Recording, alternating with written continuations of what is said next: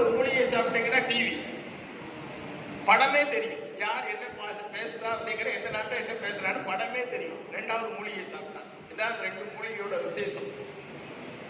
அப்போ சரி, உடனே முதல் மூலிகை எடுத்து அவ சாப்பிடுறான். சாப்பிட்ட உடனே அவளுக்கு அடுத்தடுத்து குரல்கள் கேட்குது. முதல் குரல் பிரெஞ்சு நாட்டில இருந்து கேட்குது. அது என்னதுன்னு மட்டும் நான் உங்களுக்கு சொல்றேன்.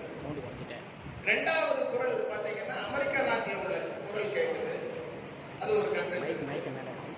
மூணாவது என்னன்னு பாத்தீங்கன்னா இந்தியாவில் இருக்கக்கூடிய ஒரு குரல் கேட்குது. இப்போ அமெரிக்கால என்ன குரல், பிரெஞ்சுல என்ன குரல் கேட்டதுன்னா, அங்க ஒரு இத்தாலி நாட்டுக்காரன் பிரெஞ்சு உட்கார்ந்துட்டு பிரெஞ்சு மக்களை கேவலமா பேசுறான். நீ கருப்பம் தானே, என் கூட நீ உட்காரக்கூடாது, நான் வசம் தானே அப்படின்ட்டு பிரெஞ்சு நாட்டு மக்களை கொஞ்சம் உதாசீனமா பேசுறான்.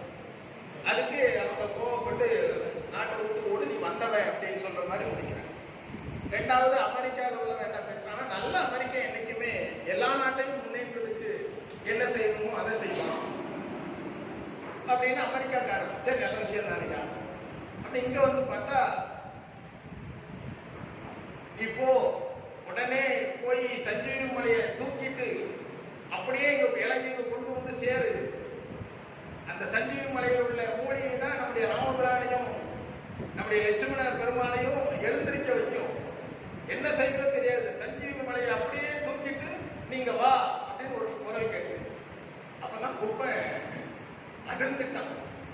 இளவஞ்சிட்ட மோசம் போயிட்டோம், குடி மோசம் போயிட்டு நம்மளுக்கு மலையோட பேர்த்து கொண்டு போய் எங்கேயோ கடல்ல போட போறாங்க. நான் முத்தம் தாரேன் அப்படின்பாவா. இப்போ முத்தத்தெல்லாம் தூரவே கொஞ்ச நேரம் இங்க நெஞ்செல்லாம் திக்கு திக்குது. மலையை தூக்கியாச்சுன்னா என்னத்துக்கு ஆகணுமா, கடல்ல பாதி கடல்ல விழுந்துருவோம், இப்ப உள்ள போறோம் அப்படிமா. அதுக்கு அடுத்த வசனம் கேட்போம். சரி, நீ கொண்டு வந்த மாதிரி நீ மலையை கொண்டு அங்க கொண்டு வச்சுட்டு ராமபிரானெல்லாம் எந்திரிச்சுட்டான் அப்படின்னு.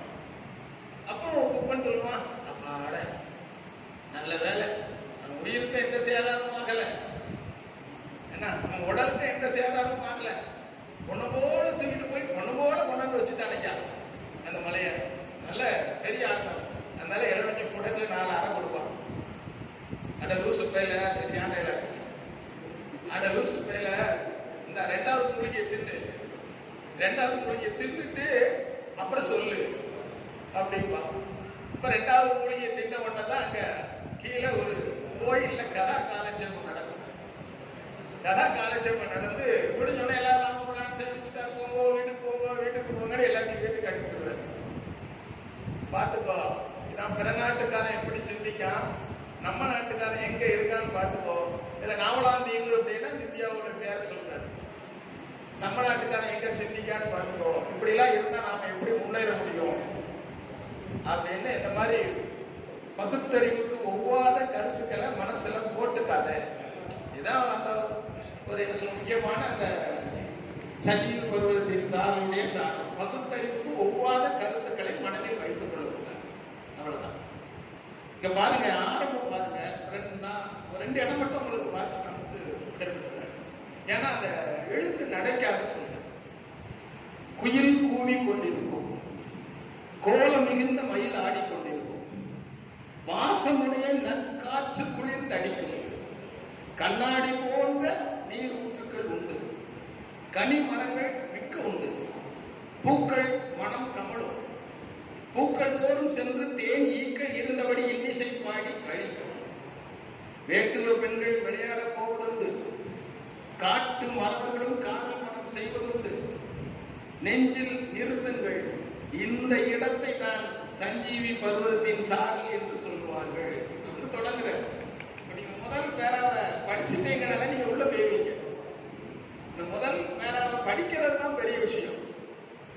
பாரதிதாசன் கவிதை எடுத்து திறந்து வச்சு சஞ்சீவி பருவத்தின் சாரல் படிக்கணும்யா அப்படின்னு மனசுல ஒரு முடிவு எடுத்து அந்த முதல் பேராவை படிக்கிற வரைக்கும் தான் உங்களுடைய சிரமம். நீங்க படிச்சுட்டீங்கன்னா, நான் இன்னைக்கு சொல்றேன், யாரெல்லாம் வீட்டில் போய் இதை படிக்க போறாங்கிறது எனக்கு தெரியும். இன்னைக்கு சொல்றேன், நம்ம படிச்சு பார்ப்போம். எப்படி அந்த மாதிரி ஒரு எழுத்து நடை, பிற மொழி கலக்காம பாருங்க. இதுல இன்னொன்னு கண்ணுக்குள் பாவையே, கட்டமுதை நான் பசியோடு உண்ண போகும்போது நீ ஒரு தட்டு தட்டி விட்டாய். தாழ சுடுவையில் தாழாமல் நான் குளிர்ந்த நிழலை தாவும் போது நில் என்று நீ தடுத்தாய். தொட்டெறிந்த கையை தொடாதே என்றாய். நேற்று பட்டறிந்த தேசமும் தேகசுமும் விட்டிருக்க கூடுவதோ? கேட்கறதுக்கு முன்னாடி அவன் போராடுதான். பெண்ணுக்கு பேச்சுரிமை வேண்டாம் என்கிறீரோ, மண்ணுக்கும் கேடாய் மதித்தீரோ பெண்ணினத்தை. இதுக்கு அடுத்த 2 வரி ரொம்ப புகழ்பெற்ற வரி. பெண்ணடிமை தீர்வு மட்டும் பேசும் திருநாட்டு மண்ணடிமை தீர்ந்து வருதல் முயற்கொம்பே. இது எல்லா சொற்பொழிவாளர்களும் இதை கோடிட்டு காட்டுவாங்க. ஊமை என்று பெண்ணை ஒழிக்கு மட்டும் உள்ளடங்கும் ஆமை நிலைதான் ஆடவருக்கு உண்டு. அதுக்கு அப்பவே 1940 பெண்கள் தான் ஆண்களை விட சற்று புத்திசாலிங்கிறத இந்த 4 வரையில அவர் சொல்லியிருக்கிறார். பெண்களுடைய சொல்ல கேட்கலன்னா ஆமை கூட்டுக்குள்ள அடங்குற மாதிரி நீ இருக்க வேண்டியது, உனக்குன்னு ஒன்றும் இல்லை. அந்த மாதிரி அப்புறம் சரி நீ போய் மூலிய தூக்கிட்டு வாரியா, பறிச்சுட்டு வாரியா, என்னமா வருது அப்படின்னு கேட்கும் போது இந்த 2 வரி வருது. இதுவும் மிக புகழ்பெற்ற வரிதான். கண்ணின் கடைப்பார்வை காதலியர் காட்டிவிட்டால் மண்ணில் குமரருக்கு மாமலையும் ஒரு கடுதாம். கண்ணின் கடைப்பார்வை காதலியர் காட்டிவிட்டால் மண்ணில் குமரருக்கு மாமலையும் ஒரு கடுதாம். இந்த வரிகளும் அடிக்கடி பயன்படுத்துவாங்க. அப்படி சொன்ன உடனே அவன் போற மாதிரி. எங்க இத்தாலி தேசத்துக்கார